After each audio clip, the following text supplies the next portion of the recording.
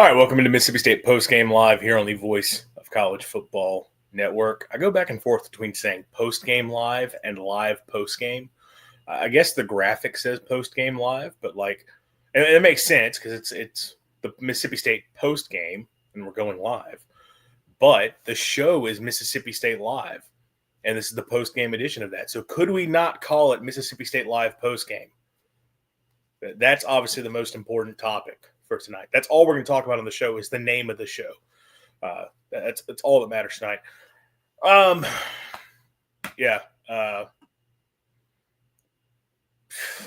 We'll talk about this game. Andrew Miller here. If you could give us a like on the video, share the stream, share the channel, subscribe to the channel if you're not already, turn that notification bell on so you do know when we do go live, which, as I have said many times, is especially helpful for when we do these post-game shows because there's no set schedule for this. It's sometime after the game when I'm able to get it set up and go. So you want to have that notification bell on so you do know that we are live. Thanks to those of you who've already joined in. We have a not-so-fun game to talk about, and I feel like I have a lot to say about it, so let's just get right into it. Mississippi State loses in College Station to number 6 Texas A&M 31-9. Second straight loss on the season for the Bulldogs. Now 14 straight SEC losses overall, which I just saw our good friend Hail State Muse point out on Twitter that is the longest SEC losing streak in program history. Not great. But yeah, 4-2 on the year now for State. A game that was just ugly. They were in this thing late, though. Defensively, they were keeping themselves in it for about as long as you could have asked them to. It was a 7-3 game late in the third quarter before A&M punches in a touchdown to go ahead 14-3, which at that point, with the way State was playing offensively, and I think that was kind of the sign of the dam had officially broke on the defense. It was very clear what was going to transpire the rest of the way.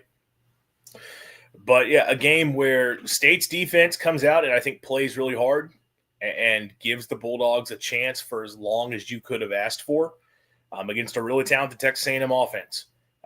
We talked about that leading into it. Great offensive line, a great collection of skill talent, a quarterback that I'm not a big fan of, and he did not impress me in this game whatsoever, but a guy who is capable of making some plays and has done enough for them this year, and a good play caller. It's a tough team to deal with, tough team to handle, especially going on the road, and State's defense was up to the challenge. The problem is State's offense was not. And it was a shorthanded Bulldog offense. Officially, Albert Reese did not play, and that was just a huge, huge loss for them. When you've already got freshman tackles on the other side, and then you have to put Luke Work back out there, which we talked about that. You're going in. I think it made sense to play Luke Work. I didn't think you had really another choice other than to start Luke Work, but it was not a great game for him. I believe he was going up against Cassius Howell most of the night, which is A&M's top pass rusher. Really good Texas A&M pass rush, one of the top in the country. It's a group that does a good job of getting after quarterbacks, and they have a lot of different players that are able to get after quarterbacks, and they were really, really able to light up State. Aggie is good, not great from Trey Clark. I kind of agree. I mean, look, I don't think they're a remarkable team. I do think, I mean, I could see them getting in the playoff. I don't know what their schedule looks like the rest of the way. I know a lot of their toughest games are still to come, but if I remember right from their schedule last year, because obviously everybody's playing the same schedule they played last season, what are their big tests going to be? I know they got to play Florida next week, and Florida's coming off a win.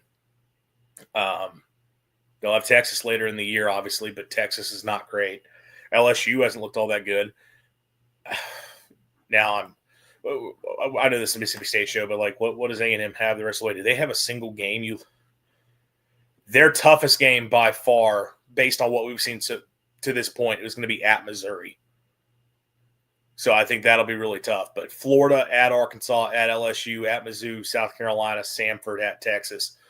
Having to travel for a lot of those games is not going to be good for them.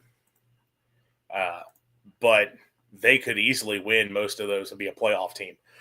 So, you're facing a good team on the road, but State offensively with the injuries that they suffered, just pass rush immediately. Like I think first play you get a good run from either Booth, I think it was Booth, and then like the next play, it's a sack, and it's like, yep, that's how this night's going to go. And pass rush was there quick all night long. You knew it was going to be a problem. State's offensive line couldn't handle it. Blake Shapen didn't handle it the best. I'm going to talk a lot about him versus, protection, I guess, and how much is on him, how much should be on him. I'm going to talk about the fan base reaction some. I don't think the game plan was very good for it. But yeah, it was – State couldn't handle it well, and it really shut down what they could do offensively. They had moments where they ran the football well. The second drive of the game, I thought was up until the very end, the best executed drive of offense I've seen from State all year. They go on that drive, 15. See, I hate the ESPN app is really stupid sometimes.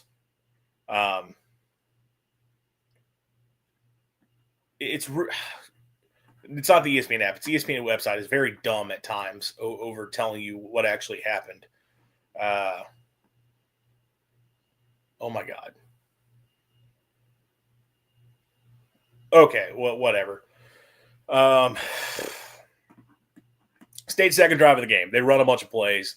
They go on a long drive. And I thought it was the most clean execution they've had all year. They didn't hit the big play. They should have had one. Devon Booth, if he doesn't lose his footing, he's running to the end zone, and it's a touchdown. But they get themselves all the way down, and they have a 3rd and goal set up, and they're going to go to Kamario Taylor and bring him in the game, and they get a false start, which I saw some people saying, why put KT in that spot? I don't think that the false start happened. I don't know. I know the strategic quarterback stinks, and sometimes that can screw with your offensive line. I thought it made perfect sense to put KT in right there and see if you can plow ahead. You get a false start, it backs you up, and it effectively prevents you from being able to get into the end zone, and you have to settle for a field goal. But it was a good drive. It was also obviously a scripted drive. It was stuff that Levy thought was going to work for that week, although most of it was the stuff we run every single week. They kind of kept with a lot of the base game plan stuff, and that, to me, I don't think was the brightest idea in this game situationally. But outside of that, State offensively could not do anything else the rest of the night. Obviously, they get a garbage time touchdown late. Shapen finally connects on a deep shot. Hunter Bowl and the Steam program are fine, but my goodness, it's frustrating to keep losing SEC games. Yes, I agree, and I'll talk about the program thing a little bit later.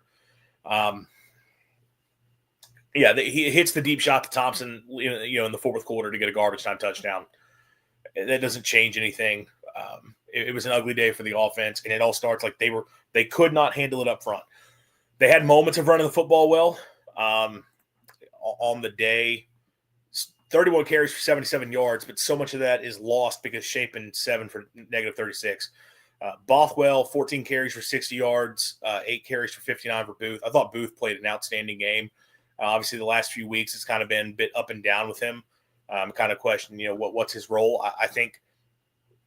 I thought tonight he looked like the better of the two backs. Booth was still really good when he was in there, and obviously, yes, you get the injury at the end, which is terrible.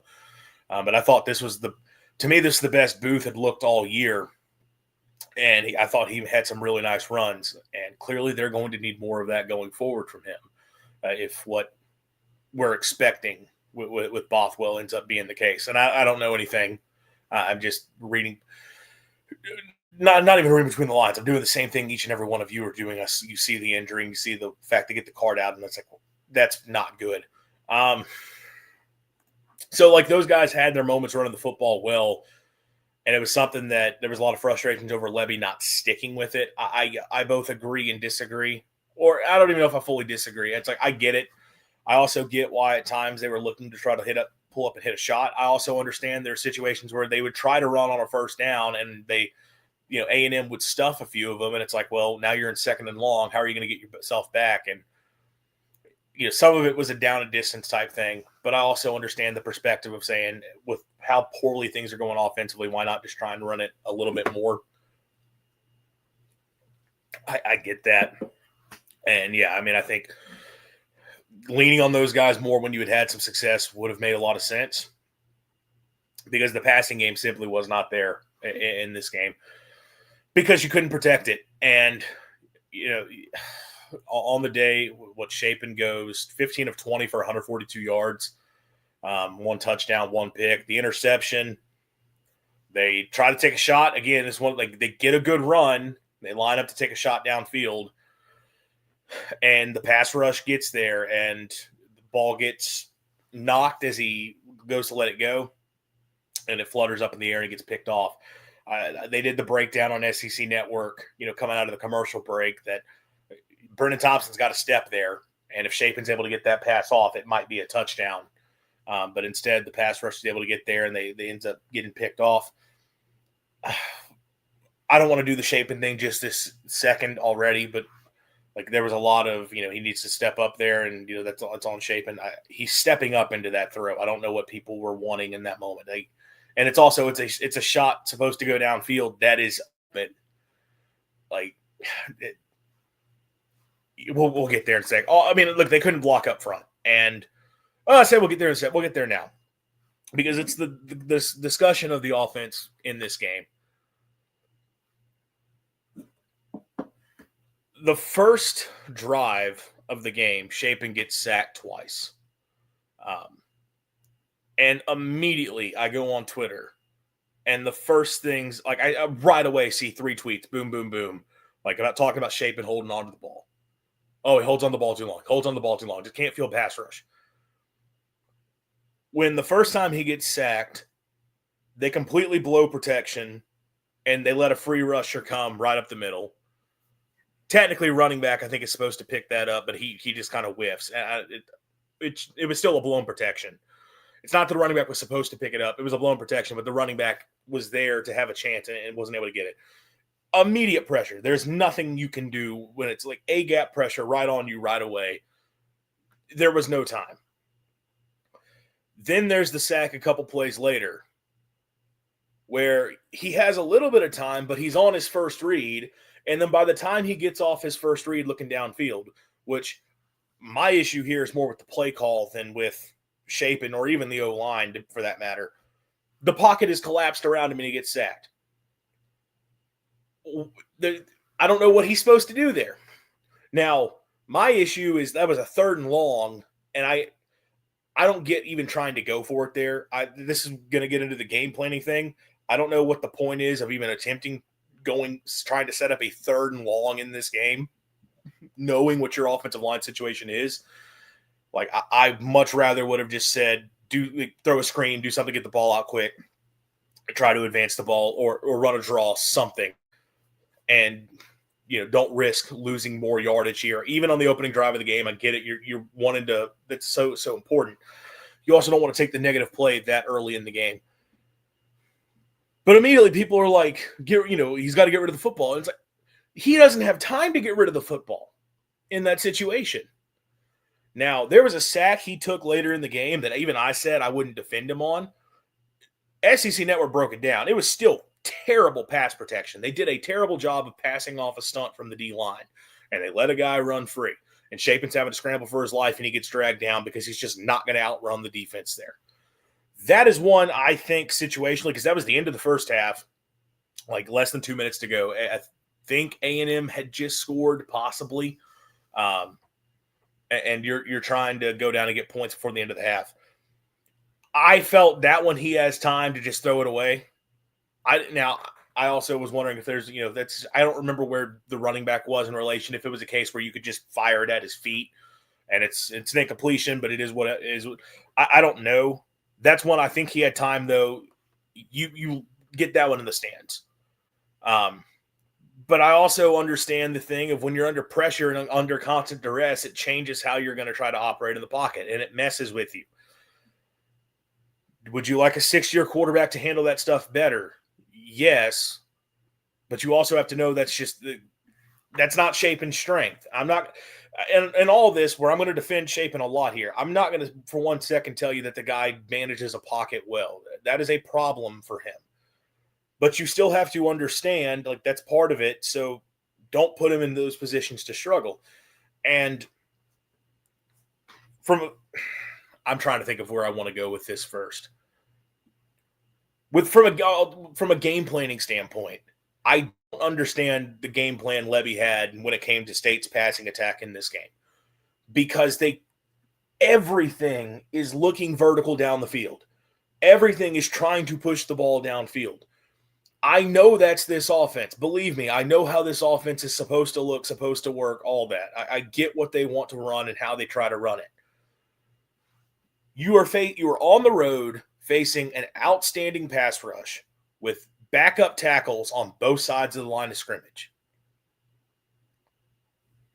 And you know your quarterback doesn't deal with pressure all that well.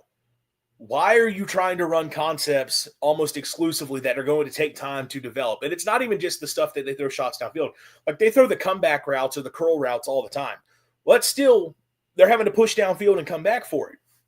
That, like, Shapen is having to sit and read that and wait for it to come open. They didn't try moving the pocket at all. I thought you would see a lot more of, like, Shapen, on bootlegs and Shapen rolling out. They didn't do a lot of that. I don't think we saw a ton of, like, heavy play action. Like, even when they ran the ball well, they didn't do a ton with, like, heavy play action trying to get the defense flowing one way to open up stuff the other direction. They didn't do a bunch of, like, quick hitting concepts on offense. And that's something that is one of my things that ticks me off the most is you have these guys who are dangerous in space. Why not run some plays that are designed to get the ball out quickly to hit them? Now, there are some they try to do that they're struggling to execute for another reason. But, like, when's the last time we saw State run slants? Like, a play that they ran a ton last year with Michael Van Buren, and every single week we're like, the guy cannot throw a slant to save his life, that it's open every single week and he can't throw it. And they don't throw it now. Why not try that? Why not have an option route for Anthony Evans, like matched up, like get him matched up on a linebacker and let him work a one-on-one in space? Like, that feels like it makes a lot of sense. Or a shallow crosser or something that can come over quickly for the QB to hit. And they don't run stuff like that. Or what about a pass, like, to the running back out of the backfield? And, like, they did it a couple times, and one of them worked really well, like in the first half. Like, they basically set up a little screen to Devon Booth, and it picked up good yardage. And it was a good way of evading pressure. And they didn't do that stuff throughout the game. And I'm sitting here wondering, like, what was the game plan going in on this? And part of me, what's frustrating is, like, these are plays that I know Levy will run. These are things I've seen Levy put in his offense. Like, I've watched almost every game this guy has coached going back to his time at Ole Miss. I've seen the offense. Yes, the staple stuff is going to be what we saw tonight with, the wide splits, deep choice, RPO, blah, blah, blah. But he's thrown it, like, the thing that made Levy so good as a play caller is that compared to some of the other guys within this system, he found other ways to just scheme stuff open. And found ways to, like, he would put stuff in week after week where it's like, man, those plays just were really effective for them that week. Like, they found ways to take advantage of that defense really well.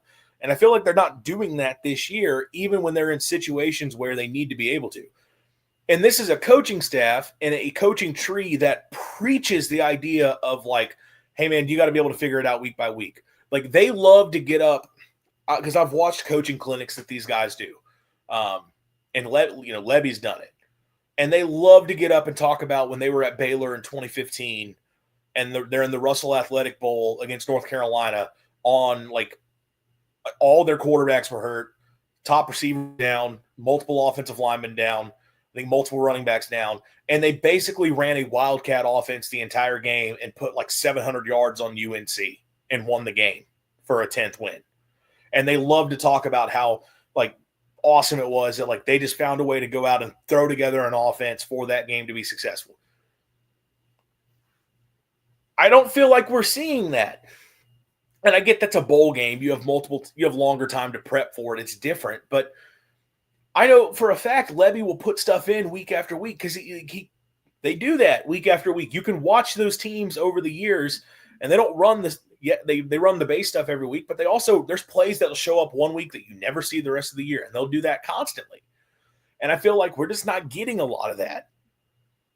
And this is a game where, man, down your top tackles on the road against a really good pass rush and a solid defense, you needed to find a way to scheme some stuff up.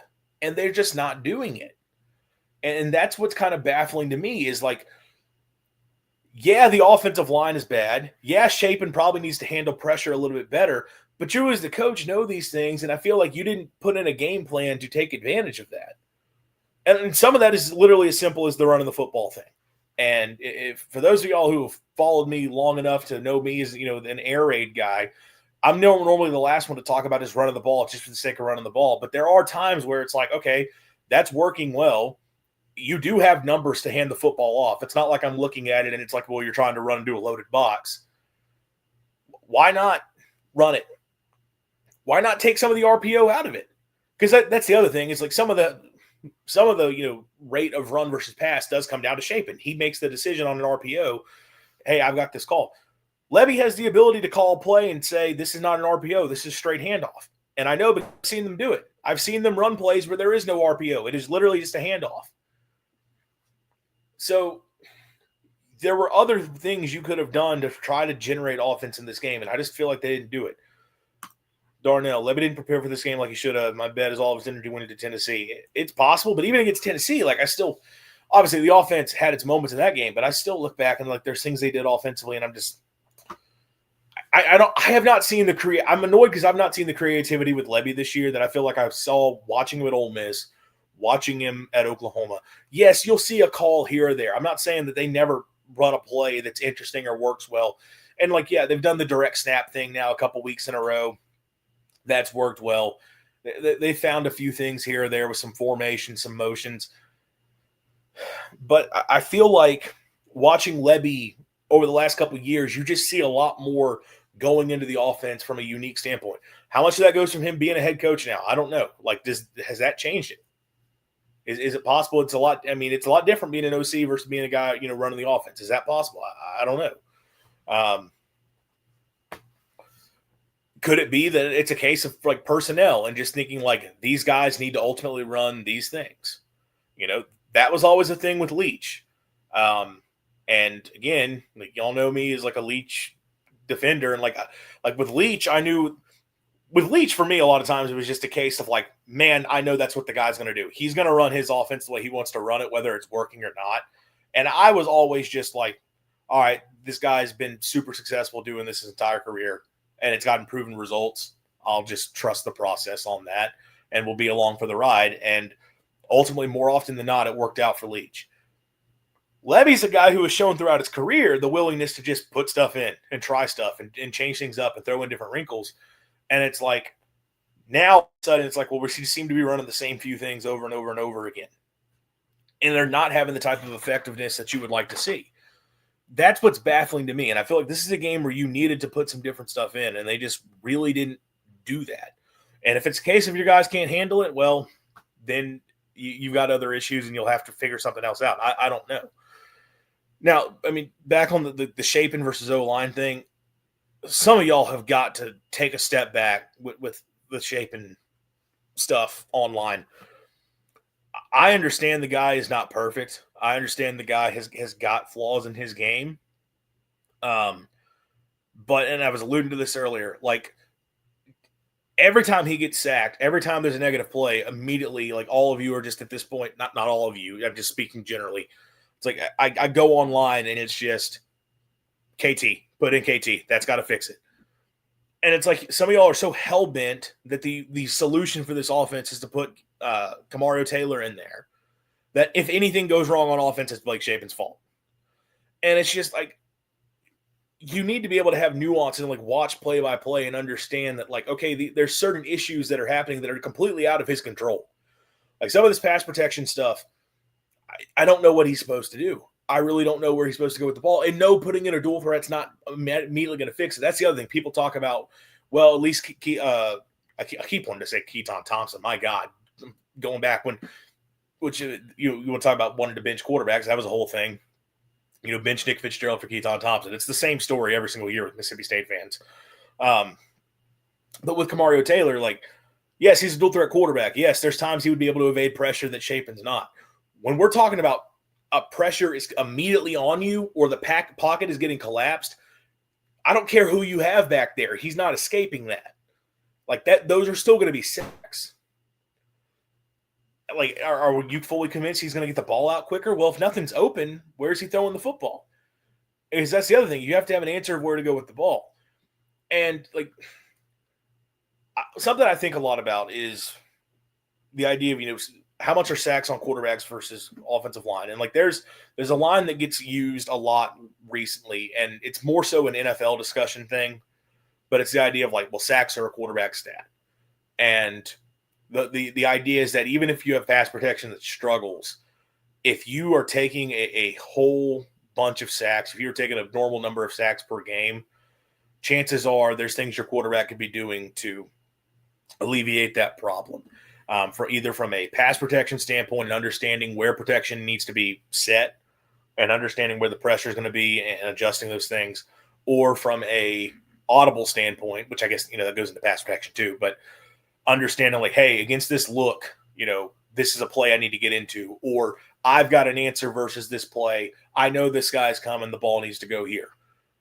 And like those things are all very true. And especially at the NFL level where quarterbacks are supposed to have that command of the offense, like, yeah, like if you are taking a ton of sacks, it probably goes into the quarterback is not doing his job in terms of understanding what the defense is doing and how to alleviate it. There's nuance to that, though, which is that when your O-line is just getting smoked constantly, I don't really care what you're doing. Like, it's hard for the quarterback to go back there and function. Now, I don't know what command Chapin is supposed to have when it comes to setting protections. I know he can adjust some things. We've seen him do it. I remember a couple weeks ago when he's Northern Illinois, like he hit the big shot to Anthony Evans down the field on a third down. Like he set a protection there. He made an adjustment or at least and changed to that play. So he's got the ability to do some of that stuff. I also know the way that they play at tempo and with the way they run a lot of their concepts, there's not a whole lot of the quarterback making a ton of checks at the line because the idea is sort of supposed to be, well, the plays we call will have the stuff built in to be able to beat these things. And we're supposed to be able to have answers for this stuff. They're just not having a lot of answers right now. And, you want to talk about like concepts, like, well, we have a way to beat pressure on this play. They're like so many of these plays that they're running, like what is the answer for beating pressure? Because like even the check down options aren't great check down options for getting out of that.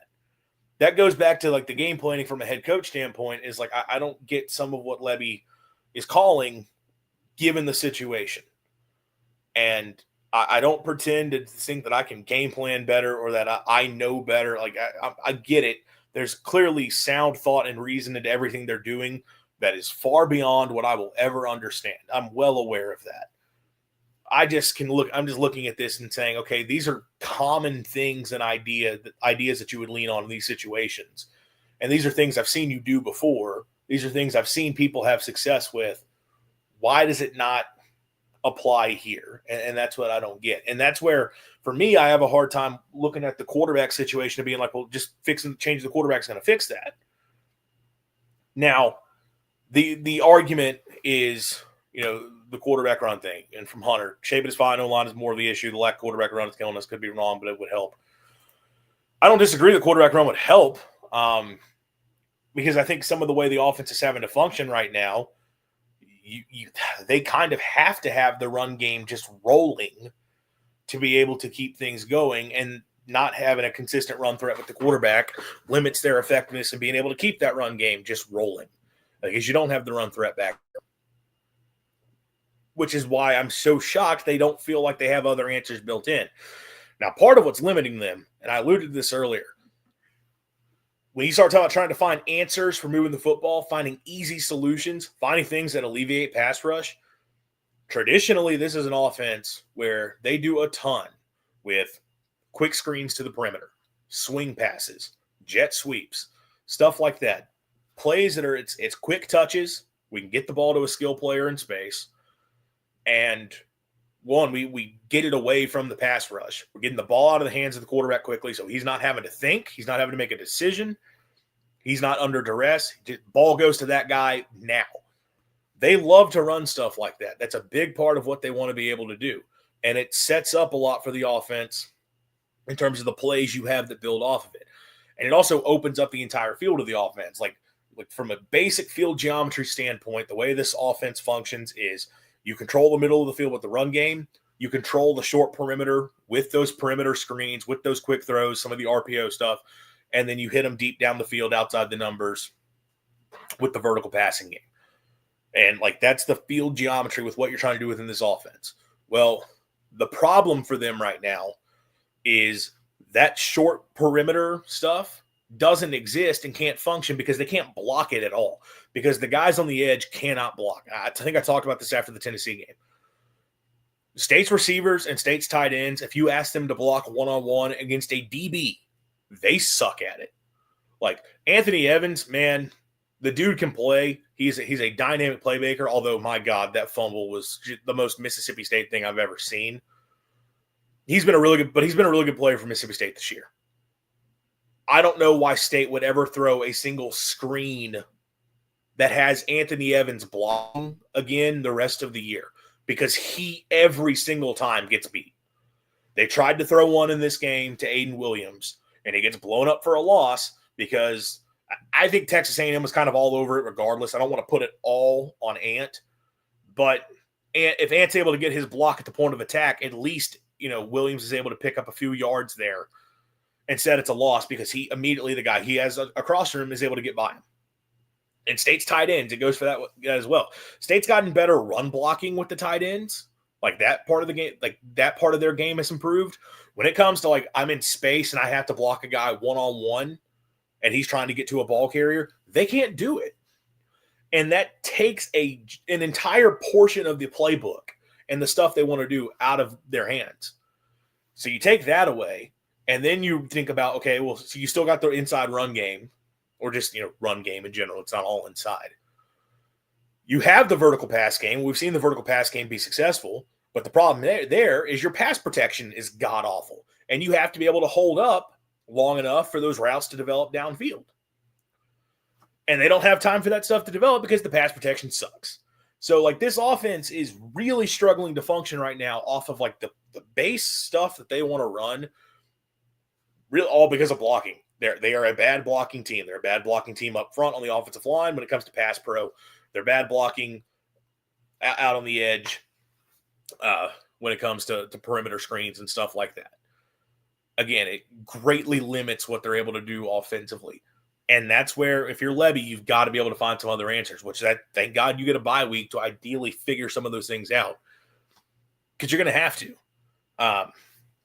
Now, with all that in mind, is that where involving quarterback run more could help you out, because you're going to have to lean more on the run game, and that's kind of the only thing you have going for you right now? Yes. I know for the people who are following me on Twitter think I'm just doing nothing but being a Shapen apologist, and like I hope they don't construe that as being anti-Kamario Taylor, because I'm not.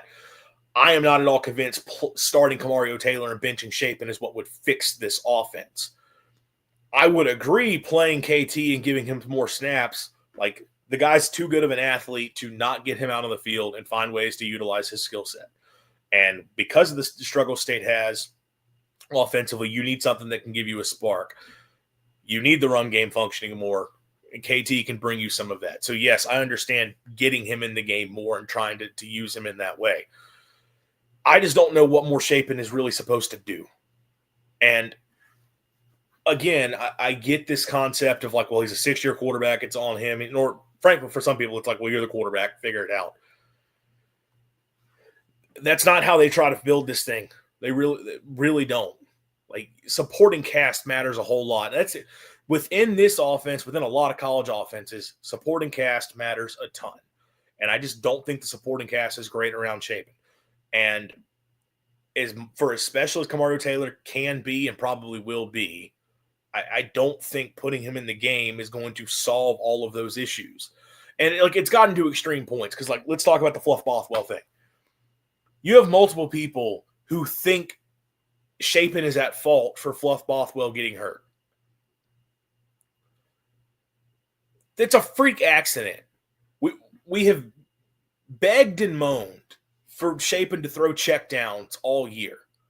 It's like, why will he never check it down? Throw it to Booth. Throw it to Booth. Throw it to Bothwell. Throw it to Traore. Just don't, like, he needs to get the ball out. Get the ball out to the running back. Well, he freaking does it, and the guy gets hurt. All of a sudden, well, it's Shapen's fault. Why on earth are you throwing to him? It wasn't like the Drew Brees, Reggie Bush play against the Eagles in the playoffs in like 06 where Reggie Bush gets his tail lit up. It was like, yeah, there's a defender over there, but it's one-on-one, Booth versus defender. Yeah, he's probably going to get tackled, even if he stays up. That is a throw that gets made on a college football Saturday countless times across the country. Throwing to the running back in that situation. Just a quick check down out to the flat, and the running back is mostly covered up.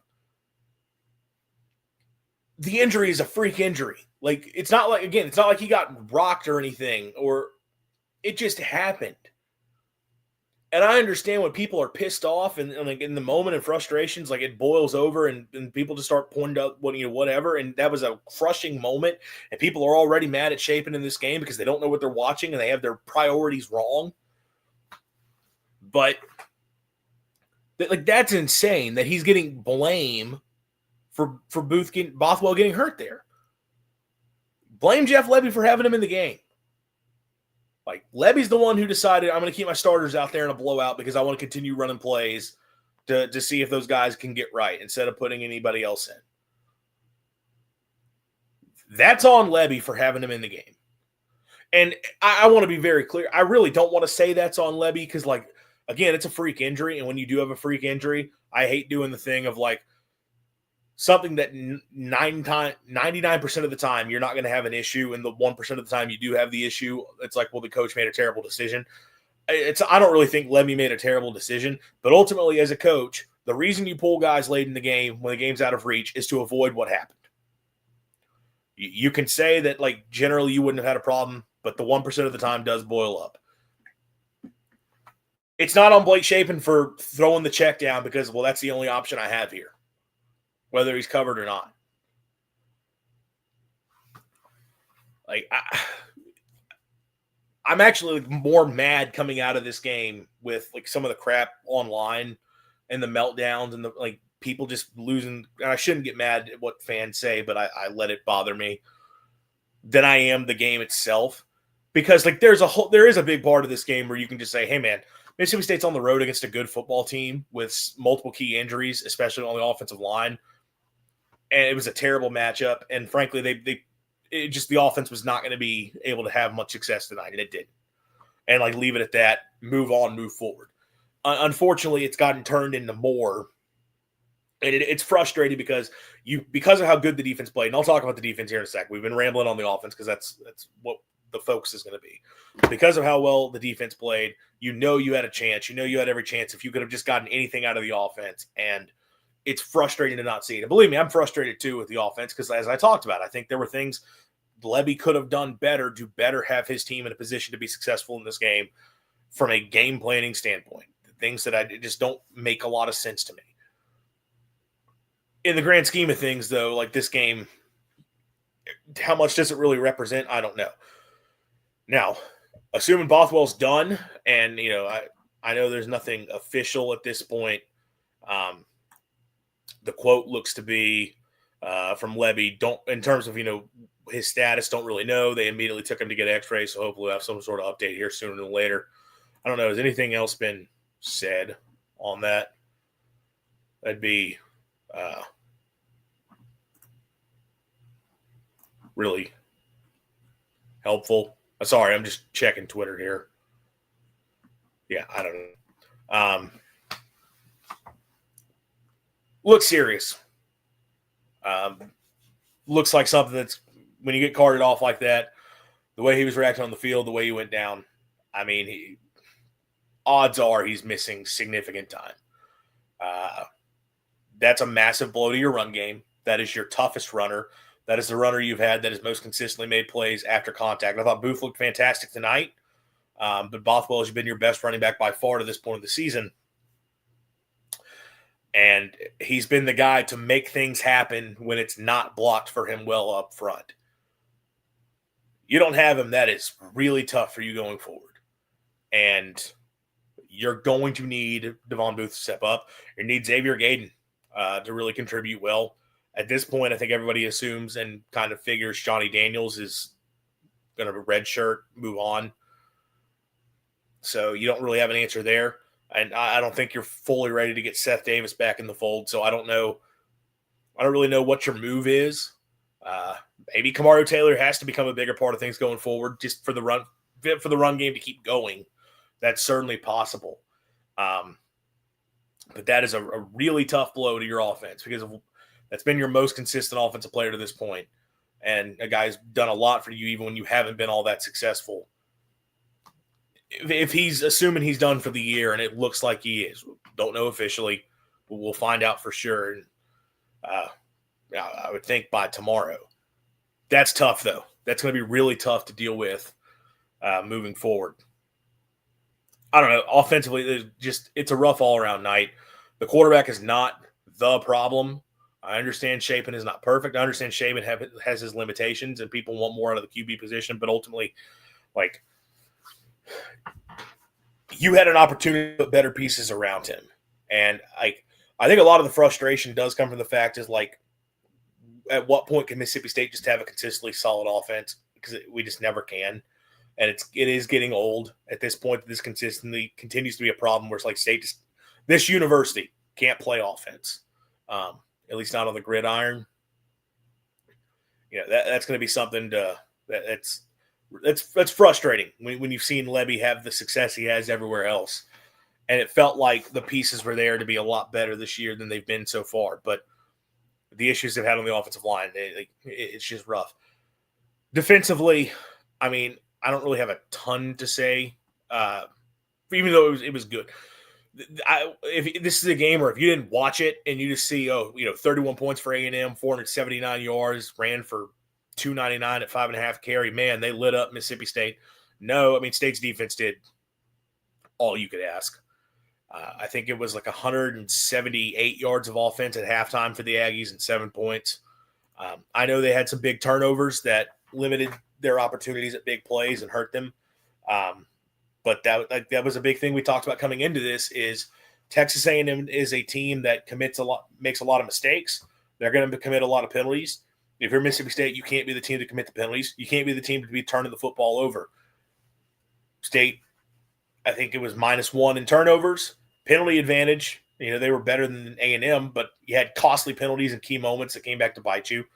But obviously, I mean, the sacks might as well be turnovers with the way those plays happened. Yeah. Let me go back to the Shapen for a sec, because there were a couple other things. Like the fumble that he had, plays that didn't look great. Like the fumble that he had, that's one where he's got to do a better job of protecting the football there. He's pulling the ball on an RPO. It's, he chooses to keep the ball. Ultimately, he's responsible for protecting the football there. Yeah. And then there's the miss to Brennan Thompson running up the seam. That was another RPO. But, I mean, that was one where Thompson's running a different route than Shapen. No way of knowing who's right or wrong there. Really, really don't know. So, I mean, that's one, again, people are screaming out, he's got a guy wide open and he misses him. Well, there's miscommunication. So, I mean, who do we know for sure was right based on what we saw? I don't know. But God, going back to the defense. Sorry, this is frustrating. I mean, look, they played as well as you could have asked for as long as you could have asked for. To have limited A&M as long as they did. To come out of the locker room in the first two possessions, I mean, immediately it's a 3 and out, and then they force a punt on the next drive. This was, again, it was a 7-3 game late in the third quarter. The defense did all you could ask of them to do. Was the pass rush good? No. They could not get pressure in this game. Was coverage perfect downfield? Actually, coverage was pretty good much of the game until things started to fade in the second half. But they did a pretty good – they didn't give up a bunch of explosive plays in the pass game. I understand A&M's one touchdown in the first half was a big play, but that was sort of the one. They limited the run game. Didn't let Marcel Reed get anything going. I mean, Marcel Reed at the half was 5 of 12 with an interception. He did not have a good half throwing the football in the first half. He got better in the second half, but a lot of that was, at that point, State defensively was fading. Like, the defense played as well as they could have for as long as they could have before ultimately the dam burst and A&M's able to pull away. You can't blame them for what happens here. I don't care what the final box score says. And I'm sure all those guys will sit here and tell you they got to be better. And yeah, I'm positive there's plenty of things to clean up. But when you're on the road and you're holding an opponent to 7 points till, God, it was a terrible interception from Cal right there. You're holding your opponent to 7 points till late in the third quarter, and your offense isn't doing jack crap. That's not on you. I can't expect you to continue holding up. We've talked about this with the defense. This is not going to be a defense that's going to be able to play shutdown football for 4 quarters. Like, they're not at that point yet. They're not supposed to be at that point yet. You get as many stops out of them as you can per game because you're supposed to trust that your offense can make plays. The offense isn't right now. But you got to be pleased, man, with what the defense is doing. Colin Hutzler has those guys playing as hard as can. I mean, this was the 2018 Kentucky game is what this was, where State defense holds as long as it could before the dam breaks at the end, on the road, tough environment, and your offense just looks completely inept. Like, that is what this game was. Now, obviously, that game in 2018, State's the one who committed a million penalties. More of the penalties were on A&M tonight. But, like, this game was very, like, a haunting throwback to that 2018 Kentucky game up in Lexington, where State just falls apart because the offense was just so horrific for so long, and the defense did as much as they could have until the end, and then Kentucky pulled away. Same thing happened tonight with A&M. But yeah, Coleman Hutzler has those guys playing their tails off. They didn't have Isaac Smith, like probably your most talented player on defense, not out there. Your best player on defense, not out there, and you still played a great game for as long as you could have asked. Like, you basically had 1 quarter that you played poorly because you were gassed because your offense couldn't do anything. The worst part of this by far is that Mario Craver, who was getting locked down in the first half, wasn't doing anything, gets to end this game with a big stat line. What are his final stats? 6 catches for 80 yards, and he also ran the ball twice for 35 and a touchdown. Yeah, that sucks so much because this thing's going to get turned into A&M fans for 100% are going to turn this thing into Craver lit up his old team. I'm sure he'll be celebrating and be happy that he's doing that after we get the stupid quote from him about being underutilized at Mississippi State. It's hard to be utilized when you're suspended, dude. That's an idea. Don't stop being a terrible teammate. Maybe do your job and stop getting in trouble. Then you get to be utilized on the field. You can't be utilized if you're not on the field because you're suspended from the team, moron. He gets to go and have a big game in the second half because the defense was gassed. Like, at that point, like, it was just they broke, and it's not on them at all. No, he would have been locked down. If State's offense gives them anything in this game to be able to go toe-to-toe, he does nothing in this game. But, of course, he gets to go have a big performance to get to celebrate because State's offense was poor. I don't know. Maybe there's probably some irony in there. But defense did what they could have. Can't complain about the defense in this game. It's frustrating. And it's so weird, man, because like I had something I had to go up to Meridian for the first half of the day. So like I was, not watching a bunch of football. I was not really in a football mindset because I had a busy week. Just a bunch of stuff going on with work, and I got sick. And I just was kind of did not go into this game really locked in, and kind of on the way back or even leading into the game, kind of like, yeah, I think I don't have high expectations for this football. I kind of just want to watch it and just chill. And I can't help but be frustrated, to be annoyed with the way the game played out, with all the crap conversation online for this game. I'm frustrated about Mississippi State football once again, which is not something I can typically say because last year frustrations went away real quick once I realized that team was dog crap and there was no point of getting fired up over anything that it did.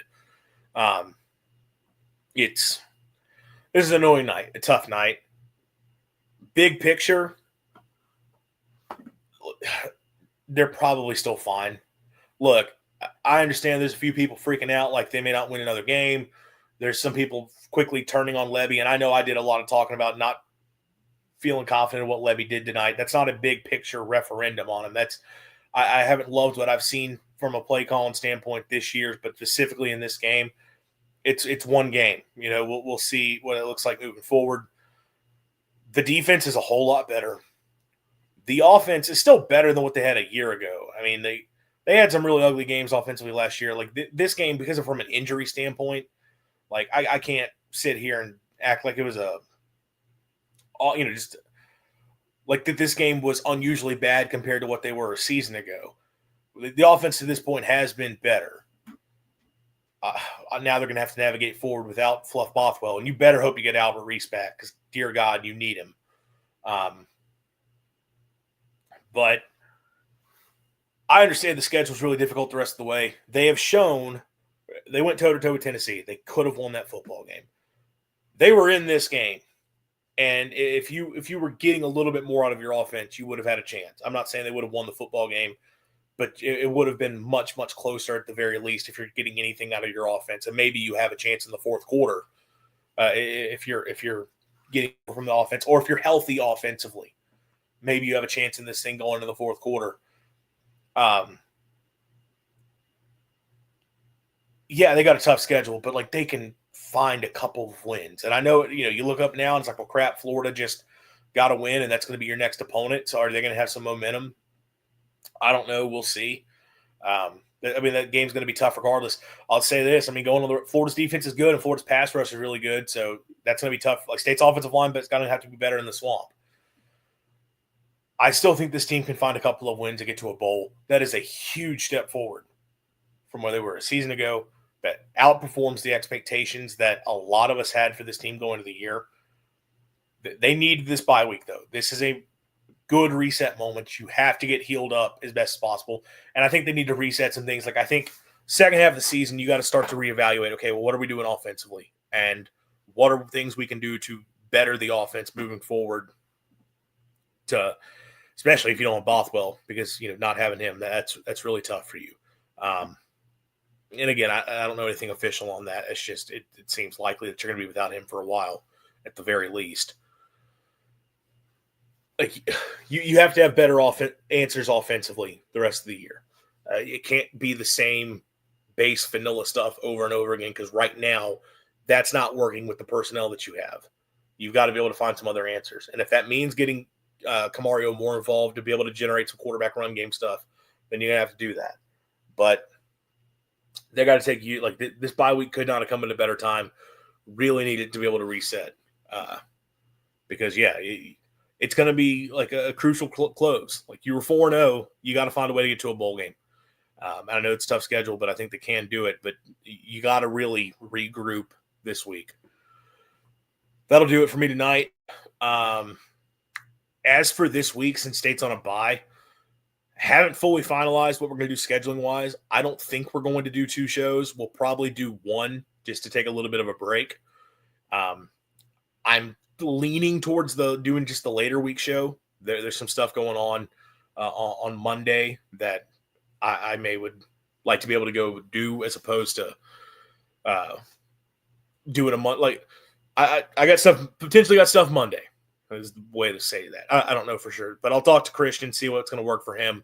But more than likely just 1 show during the week. And obviously State's not playing next Saturday, so you're not going to see me next Saturday at any point for a reaction show. We do have stuff we want to talk about, though. Obviously, there's recruiting news. I know State we didn't talk about, they had the commit flip, which, that was several days ago. But then they also had the kid, they got crystal balled and then commits to Missouri as well.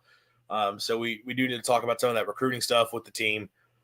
And what Christian and I had talked about is sort of, grading the team to this point of the season, talking about, what needs to, improve, what do they need to work on for the second half of the season, and make our predictions for the second half of the year. That'll be the theme for whatever we have going forward. Obviously, we'll have injury news, I'd imagine, very soon with Bothwell. Possible that I get something up on the channel for that once we know for sure what's going on there. But otherwise, we will have a show at some point during the week. I'll try to keep you all as updated as possible. Thanks to everybody who tuned in. Really do appreciate it. If you've not already, if you could leave us a like, we would greatly appreciate that. Subscribe to the channel if you're not already. Turn that notification bell on so you do know when we do go live. And if you could share the stream, share the channel, tell your friends about what we're doing, it would really help out. That'll do it. I'm Andrew Miller. As always, swing your sword and hail state.